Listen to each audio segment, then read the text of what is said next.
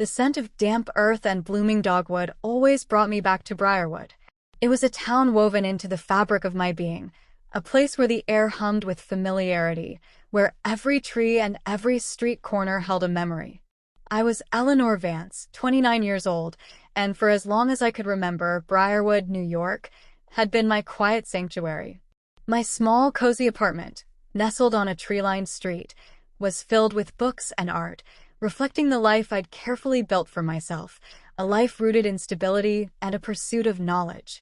I worked as a data analyst for a local tech firm, a job that suited my analytical mind and allowed me the comfortable anonymity I often craved. But more than any physical place, Briarwood was synonymous with my sister, Chloe. She was 25, a whirlwind of vibrant energy and boundless creativity, a stark and beautiful contrast to my more reserved nature. We were 4 years apart, but the gap often felt non-existent. She was my confidant, my first friend, the person who understood my silences as well as my words. From scraped knees on the playground to navigating the treacherous waters of high school crushes, we'd always had each other. Our bond was a silent agreement, an unbreakable vow to always protect and cherish the other. She was currently pursuing a degree in graphic design, her dorm room in the city a beacon of her blossoming independence, but she still came home to Briarwood every other weekend, eager to share stories, to laugh until our stomachs hurt, and to simply exist in the comforting rhythm of our childhood home.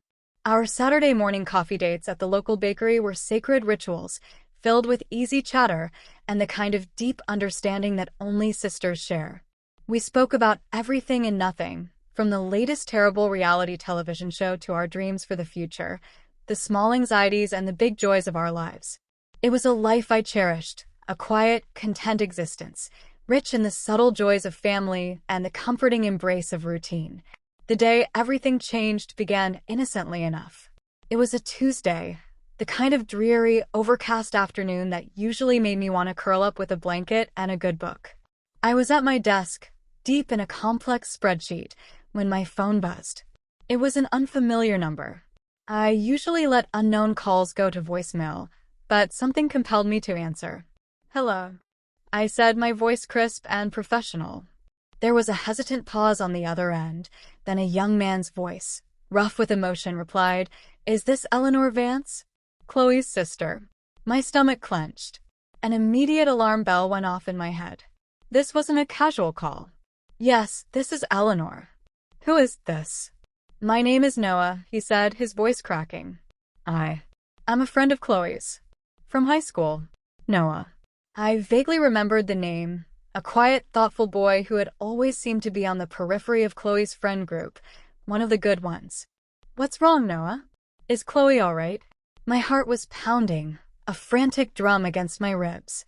His next words were a blur of sound and agony that tore through the comfortable bubble of my life, leaving me reeling.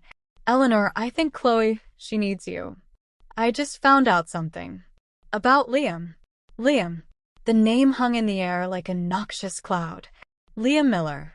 He was one of Chloe's childhood friends, a guy we'd known since kindergarten. He lived just a few blocks away. He'd been to countless family barbecues, birthday parties, even our grandmother's funeral. He was part of our extended Briarwood family, a seemingly innocuous, even charming fixture. "What about Liam, Noah?" I managed, my voice thin, almost a whisper. A cold dread was creeping up my spine. What Noah told me next shattered my world into a million irreparable pieces. He spoke quickly, urgently, his words tumbling out, heavy with a burden he could no longer carry. He explained how he had overheard Liam talking, boasting really, to some of his other friends. How Liam had minimized it, spun it as a misunderstanding, even a joke. He described how Chloe had been vulnerable, how Liam had taken advantage of her years ago when they were both young. How Chloe had no idea, had completely suppressed the memory, until Noah, sickened by Liam's casual recounting, had carefully, gently, confronted her with what he knew. She's not okay, Eleanor," Noah finished, his voice laced with despair. "She just found out this morning. I told her I'd call you. She's at her dorm, she's falling apart." The phone slipped from my trembling fingers, clattering against my desk. The spreadsheet on my computer screen, once a beacon of order, now seemed like a meaningless jumble of numbers. My vision blurred. I couldn't breathe. Chloe. My vibrant, beautiful, trusting Chloe. And Liam. The boy next door, the friend, the one we'd welcomed into our home. It wasn't just a violation. It was a profound betrayal, a desecration of the innocence we'd all believed in. This was not a random act. It was a calculated cruelty by someone who knew her, someone she trusted. I called out of work, my voice shaking so badly I barely coherent. The drive to the city felt like an eternity, every mile amplifying the rage simmering beneath my shock. When I arrived at Chloe's dorm, the sight of her nearly broke me. She was huddled in her bed, a small, fragile heap, her face streaked with tears, her eyes wide and vacant. She looked so young, so utterly shattered. The girl who had always radiated light now seemed diminished, her vibrant energy stolen, replaced by a hollow emptiness. I pulled her into my arms, holding her tightly as she sobbed, recounting the fragments that Noah had pieced together, the details that her mind had mercifully, until now, kept hidden. She spoke of the confusion, the memory gaps, the unsettling feeling she'd sometimes had but dismissed. And then, the sickening clarity that Noah's words had brought, ripping through the veil of her repressed trauma. The worst part, she whispered, was the realization that he had seen her vulnerability and exploited it, then spent years living as if nothing had happened, minimizing her pain, dismissing her very humanity. Over the next few days, I became her anchor. We went through the motions of considering the authorities, but the conversation was laced with the grim reality we both knew. The statistics, the endless legal battles, the minimal punishments, the re-traumatization of the victim. Chloe, already so fragile, couldn't bear the thought of enduring a system that too often failed survivors. "What's the point, Eleanor?" she'd whispered, her voice raw. "He'll just deny it. It was years ago. No one will care. He'll walk free." Her words were a chilling echo of the societal truth I had always feared. My anger, a cold, hard knot in my stomach, began to transform into something else, a burning resolve. I looked at my sister, who had always been so full of life, now barely able to look me in the eye, consumed by a quiet despair. And I thought of Liam Miller, walking around Briarwood, probably still charming everyone, still leading a perfectly normal life, completely unburdened by the monstrous act he had committed. It twisted my gut. I made the mistake of trying to talk to him once. Not confront him, not yet, just to see if there was a shred of humanity left. I saw him at the local coffee shop, sipping a latte, laughing easily with some friends. He looked the same, affable, unremarkable. My blood ran cold, but I forced myself to walk over. "Liam," I said, my voice carefully neutral, "can I talk to you for a moment?" He turned, his smile faltering slightly as he recognized me. "Eleanor? Hey. Long time no see. How's Chloe doing?"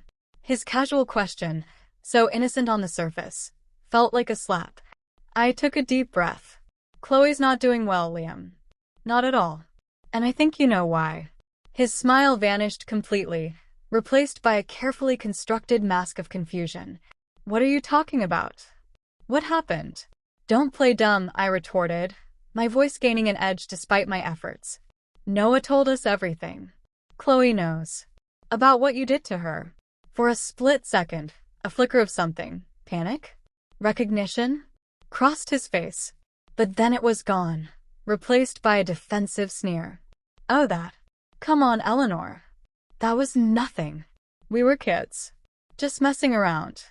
She totally misinterpreted it. Girls always do, you know? Getting all emotional about things that were just a laugh. He even chuckled, a low, dismissive sound that grated on my nerves. Honestly, Chloe's always been a bit sensitive. Overreacting, probably. It was years ago. Why are you even bringing this up now? So dramatic. He paused, then added, with a dismissive shrug, "Look, tell Chloe not to make a big deal out of nothing. It's ancient history. I'm doing really well now, you know? Got a great job, just bought a house. Don't need any drama." I stared at him, my mouth dry with fury. "A laugh," I repeated, my voice barely a whisper. "A laugh, Liam? You violated her. You took away her sense of safety, her trust. You shattered her. He rolled his eyes. Seriously, Eleanor? Get over it. It wasn't like that. It was consensual. She just changed her mind later, or whatever. It's not my fault if she's confused about what happened. It was a long time ago. I've moved on. He turned back to his friends, a clear dismissal. Some people just can't let things go, right? He muttered loud enough for me to hear, and his friends chuckled in agreement. I walked away, my hands clenched into fists, the bitter taste of his arrogance coating my tongue. Not my fault if she's confused. Overreacting. Ancient history. His words cemented my resolve. The system wouldn't touch him. He would rationalize, minimize, and continue his life unpunished. He wouldn't suffer a single consequence for the profound damage he had inflicted, and that was simply unacceptable. I remembered the Reddit post, the desperate plea for ideas. I want to ruin these people's lives for what they did to my sister. What can I do? Any ideas? The words resonated with a force that surprised me. I had always believed in karma, in the quiet justice of the universe balancing the scales. I had always been the soft person, the one who sought peaceful resolutions, who believed in the inherent good of people. But Liam's contemptuous dismissal, the chilling nonchalance with which he shrugged off the ruin he had caused, shattered that belief. Karma, I realized with a cold certainty, was a myth for the comfortable, a luxury for those who hadn't witnessed true evil walk free. It was not a force for justice in a world that allowed rapists to flourish, to gaslight their victims, to live unburdened. I looked at Chloe's vacant eyes, the haunted shadows beneath them. I thought of the countless other women, other sisters, daughters, friends, who had suffered in silence, dismissed, disbelieved, and left to pick up the pieces alone. The world, our society, often seemed to be constructed in a way that protected the perpetrators, that enabled this very culture of violence and disbelief. It was a systemic failure, a quiet complicity that grated on my soul. And I knew, with a fierce, unwavering conviction that settled deep in my bones, that I could not simply stand by. I would not allow Liam Miller to live his life untouched, unburdened. I would not allow my sister's pain to be just another statistic, another whispered horror story. I loved my family more than anything, and supporting Chloe through her healing was a given, an absolute necessity. But that was a separate battle. This was about something more. This was about striking back, not with violence, but with precision. This was about finding a way to ensure that he and anyone who enabled him felt the true weight of their actions, within the bounds of the law, but with an impact that the traditional justice system rarely delivered. My soft self, the one who believed in waiting for cosmic retribution, was gone. In its place was a woman hardened by pain, fueled by a righteous fury, and absolutely determined to seek justice on her own terms. I didn't want anything illegal. I wanted to use the very structures that had failed Chloe to dismantle his life, piece by careful piece. I started researching, late into the nights, fueled by coffee and a burning resolve, searching for every legal leverage, every loophole, every strategic pressure point. My path was clear. I would not just annoy him. I would become a constant, dignified, and devastating presence, a force he could not dismiss, a reckoning he could not escape. The silence in the lawyer's office was heavy, broken only by the hum of the fluorescent lights above. Mr. Davies, a man with kind eyes but a firm jaw, leaned forward, his hands clasped on his desk. "Eleanor," he began, his voice calm and measured, "what you are describing is a deeply painful situation. My heart goes out to your sister. However, proving a sexual assault years after the fact, especially without immediate reporting, is incredibly difficult, often impossible in criminal court." I nodded slowly, my gaze unwavering. "I understand that, Mr. Davies. I am not seeking criminal prosecution. My sister is already undergoing therapy, and reliving that trauma in a courtroom is not what she needs. What I want is justice outside of that system. I want to use legal, ethical means to ensure Julian Hayes faces consequences. Consequences that will impact his life in a way that truly matters to him." Mr. Davies raised an eyebrow, a flicker of curiosity in his eyes. "And what precisely do you mean by consequences? Julian is a financial advisor, correct?" I asked, recalling my research. He handles people's money, their life savings, their investments. His entire profession relies on trust, reputation, and perceived integrity. I believe his personal character, or lack thereof, is relevant to his professional conduct. He sat back, considering my words. That is a challenging path. Defamation laws are strict. You cannot simply accuse him of a crime publicly without proof. You could open yourself to a countersuit. I'm not looking to accuse him of rape publicly, I clarified, leaning forward myself. I'm looking for any and all legal avenues to expose a pattern of unethical behavior, deceit, or anything that would damage his professional standing. Is there anything in his professional history, any complaints, any disciplinary actions, even minor ones, that could be investigated? What about any civil actions taken against him for unrelated matters? Is there a way to bring his character, his past actions, into question through professional review boards, or by challenging his fitness to hold such a position of trust based on other, provable behaviors? Mr. Davies remained quiet for a moment, then picked up a pen. That is a different proposition entirely, Eleanor. It's a meticulous, resource-intensive approach. We would need to delve into public records, past employment, any history of civil complaints, and even scrutinize his current practices for any adherence to ethical guidelines. It would be about chipping away at his foundation of trust, not just his reputation. I have already started that research, I confessed, sliding a thick folder across his desk. Inside were printouts of Julian's company information, his professional licenses, and pages of legal and financial regulations I had spent weeks poring over. I believe there are ways to legally compel transparency, to bring attention to conduct that, while not criminal in a court of law, might be highly unethical or even in violation of his professional code of conduct. Perhaps other women he has wronged, not criminally, but in ways that show a pattern of manipulation or exploitation. Small things that add up to a larger picture. Mr. Davies reviewed the folder. This is a serious undertaking, Eleanor. It requires patience, precision, and an unwavering commitment to the truth, even if it's a truth that's difficult to uncover. It also requires significant financial investment. I am prepared, I stated, my voice firm. I am prepared to commit everything I have. What Julian did to my sister, and how he minimized it, was a profound act of dehumanization. He believed he was above consequences. He believed the world would protect him. I intend to prove him wrong, not through violence, but through the very systems he thought he could hide behind. This conversation with Mr. Davies marked the true beginning. He agreed to take my case, focusing on the civil and professional angles. Our strategy was multi-pronged. First, we filed a Freedom of Information Act request to access any publicly available records related to Julian Hayes's professional conduct. We scoured his online presence, meticulously documenting his claims, his connections, and any public statements that might contradict ethical standards. We also looked into the specifics of his financial advisory license, identifying the various regulatory bodies and their complaint processes. A few weeks later, we made our first major move. It wasn't a lawsuit, not yet. It was a formal complaint filed with the National Association of Securities Dealers, detailing a pattern of aggressive and potentially misleading investment advice Julian had given to a specific elderly client, whose public complaint I had unearthed through my research. While seemingly unrelated to his assault on my sister, the complaint against him spoke volumes about his character, a pattern of exploiting trust and disregarding the well-being of others for personal gain.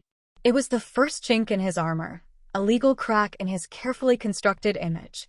Julian's initial reaction was exactly as Mr. Davies predicted. He contacted my lawyer, then me, his voice a low growl of disbelief and anger over the phone.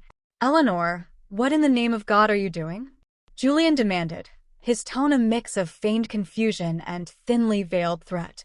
"This complaint about Mrs. Henderson's portfolio is ridiculous. She's senile. You're harassing me." I had anticipated his call.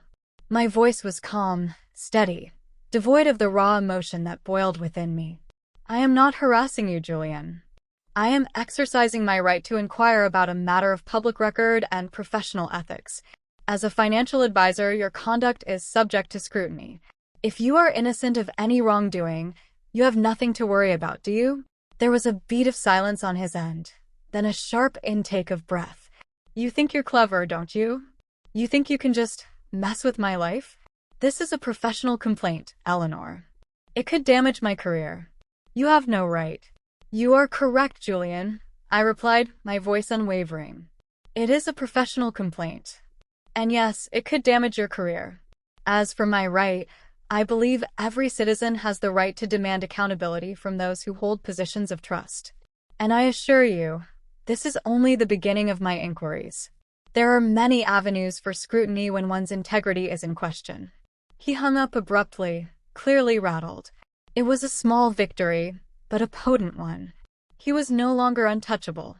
He was no longer operating in the shadows of his own self-importance. He was now, for the first time, experiencing the chilling hand of consequence. The stakes began to escalate. Julian's lawyer, Mr. Thompson, a slick-haired man with an air of superiority, sent a cease and desist letter, threatening a defamation suit if I continued to pursue unsubstantiated claims. Mr. Davies dismissed it as standard legal maneuvering. They are testing your resolve, Eleanor, he explained. They want to see if you will back down. This tells us they are worried. And they had good reason to be worried. My research, with Mr. Davies's legal guidance, uncovered more. There was a former intern, a young woman named Clara, who had quietly left Julian's firm years ago under suspicious circumstances. Her online footprint was minimal, but I found a single cryptic post on a private forum, hinting at a manipulative and intimidating work environment. It wasn't enough for a formal complaint on its own, but it was a lead. I painstakingly tracked down Clara, taking great care to approach her with sensitivity and respect. We met in a quiet coffee shop, far from Julian's office. She was hesitant at first, clearly still holding on to some trauma. He was relentless, Clara confided, her voice hushed, her gaze darting around the room. Always pushing boundaries, making inappropriate comments. He twisted things, made me feel like I was crazy. When I reported him to HR, they just moved me to a different department, and he retaliated by making sure I couldn't get good references. I listened patiently, offering only empathy. Clara, I understand this is difficult. I'm not asking you to make a public accusation, not unless you are ready. But your experience, if documented, could support a larger pattern of behavior that shows a disregard for professional ethics and a history of exploiting power dynamics. This isn't about just one incident. It's about his character. Clara looked at me, her eyes widening with understanding. You're talking about connecting the dots, aren't you? Showing he's always been this way. Precisely, I affirmed. It would be for a professional board to review, not a criminal court. Their standards are different. They look at conduct, character, and adherence to codes of ethics. Your testimony, even if anonymized initially, could be powerful. After several more conversations, Clara, emboldened by my conviction and by her own suppressed anger, agreed to provide a sworn affidavit to the National Association of Securities Dealers, detailing Julian's manipulative and harassing behavior during her internship. Her testimony, carefully framed by Mr. Davies to avoid defamation and focus on workplace conduct, painted a stark picture of a man who used his position to intimidate and control. This was an unforeseen obstacle, an unearthing of a past that Julian had worked hard to bury. It strengthened our initial complaint about the elderly client and provided a broader narrative of his unethical behavior. The pressure on Julian intensified significantly. His firm, now facing a formal inquiry from a regulatory body, began to distance itself. He was placed on administrative leave, a temporary suspension, while the investigation proceeded. The news spread quickly through their internal channels, then quietly, through industry whispers. The midpoint of my plan, the point of no return, arrived with a notice from the National Association of Securities Dealers. Based on the mounting evidence, including Clara's affidavit and a growing list of inconsistencies we found in Julian's financial records, the board had decided to initiate a formal hearing. This was no longer just a complaint. It was an official investigation into Julian Hayes's fitness to continue practicing as a financial advisor. The hearing was set to be public, meaning anyone could attend, and its findings would become part of public record. His career, his entire professional identity, was now on the line. I felt a surge of cold satisfaction, not of joy, but of a quiet, steel-hard resolve. This was not about revenge in the sense of personal retribution. It was about creating accountability, about exposing the darkness that thrives when allowed to operate in the shadows. My transformation was complete. I was no longer just a grieving sister reeling from a family tragedy. I was an advocate, meticulously wielding the tools of the very system that had, for so long, failed victims like my sister. I had learned how to navigate the complex legal landscape, how to uncover the truth, and how to use it to demand justice. The fight was far from over, but Julian Hayes was no longer untouchable. The machinery of accountability was in motion, and it was going to expose him for the man he truly was, not just to his professional peers, but to a world that was slowly, but surely beginning to listen. This was not just for my sister. It was for every person who had been silenced, minimized, or dismissed by a system that often prioritized reputation over truth. My actions were becoming a beacon for change, not just for one man's downfall, but for a systemic shift in how abuse of power was confronted.